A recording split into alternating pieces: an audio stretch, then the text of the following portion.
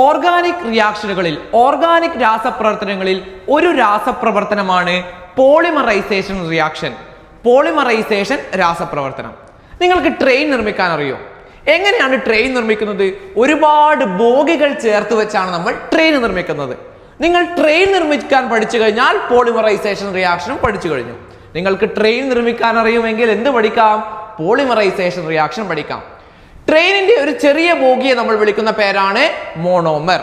ഇങ്ങനെ ഒരുപാട് ബോഗികൾ ചേർത്താണ് നമ്മൾ ട്രെയിൻ ഉണ്ടാക്കുന്നത്. അപ്പോൾ ഒരുപാട് ബോഗികൾ ചേർത്തുണ്ടാകുന്ന ആ വലിയ ട്രെയിനിന്റെ പേരാണ് പോളിമർ. അപ്പോൾ മോണോമറുകൾ കൂട്ടിച്ചേർത്ത് ഒരു പോളിമർ ഉണ്ടാക്കുന്ന രാസപ്രവർത്തനം അല്ലെങ്കിൽ റിയാക്ഷൻ വിളിക്കുന്ന പേരാണ് പോളിമറൈസേഷൻ റിയാക്ഷൻ. നമുക്കൊരു എക്സാമ്പിൾ നോക്കാം. ഞാൻ ഒരുപാട് ഈഥീൻ മോളിക്യൂളുകൾ എടുക്കുന്നു. ഇതാണ് എൻ്റെ ട്രെയിനിന്റെ ബോഗി. ഒരുപാട് എടുത്തിട്ടുണ്ട്, N നമ്പർ എടുത്തിട്ടുണ്ട്. ഒരുപാട് എന്ന് കാണിക്കാൻ വേണ്ടി ഞാൻ N എന്നുള്ള അക്ഷരം കൊണ്ട് സൂചിപ്പിക്കുന്നു. ഇനി അനുയോജ്യമായ കാറ്റലിസ്റ്റ്, ഉൽപ്രേരകം, താപനില, മർദ്ദം, പ്രഷർ, ടെമ്പറേച്ചർ എന്നിവയൊക്കെ നൽകിയിട്ട് നമ്മൾ രാസപ്രവർത്തനം നടക്കുകയാണ്. ഇനി എങ്ങനെയാണ് ഇതിന്റെ പ്രൊഡക്റ്റ് ഉൽപ്പന്നം എഴുതുക? അപ്പൊ ബോഗി ഇവിടെ സെറ്റായി. ബോഗി എന്താ? CH2 ഈഥീൻ ആണ് നമ്മളുടെ ബോഗി, നമ്മളുടെ മോണോമർ. ഇനി നമ്മൾ ട്രെയിൻ നിർമ്മിക്കാൻ പോവുകയാണ്. ഇപ്പോഴത്തെ ട്രെയിനൊക്കെ നിങ്ങൾ നോക്കിയേ. ഈ ട്രെയിനൊക്കെ എന്തുണ്ട്? മുമ്പിലും ബേക്കിലും എന്തുണ്ട്? എഞ്ചിൻ ഉണ്ട്.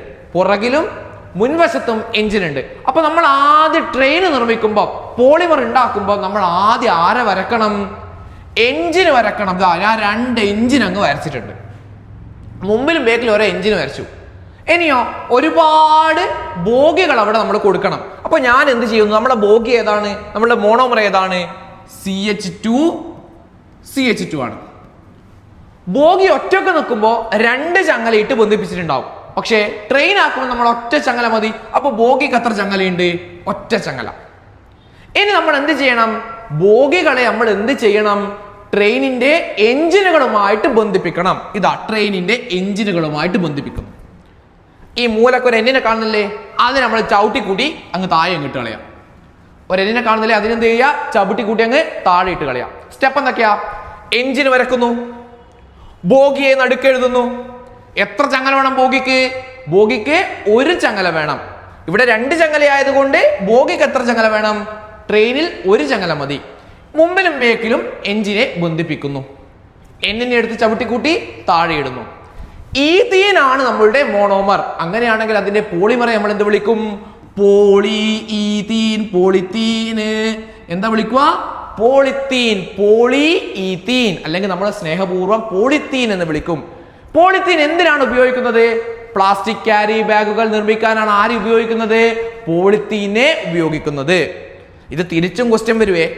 പോളിത്തീന്റെ മോണോമർ എന്താണെന്ന് ചോദിക്കും. അപ്പൊ നിങ്ങൾ എന്തെഴുതണം? അത് ഈഥീൻ ആണെന്ന് എഴുതണം. ഇനി ഈഥീന്റെ പോളിമർ എന്താണെന്ന് ചോദിക്കും. അപ്പൊ നിങ്ങൾ എന്തെഴുതണം? പോളിത്തീൻ എന്ന് എഴുതണം. മോണോമറിനെ പോളിമർ ആക്കുന്ന റിയാക്ഷൻ ആണ് polymerization reaction. The reaction in which monomer is converted into polymer is known as polymerization reaction.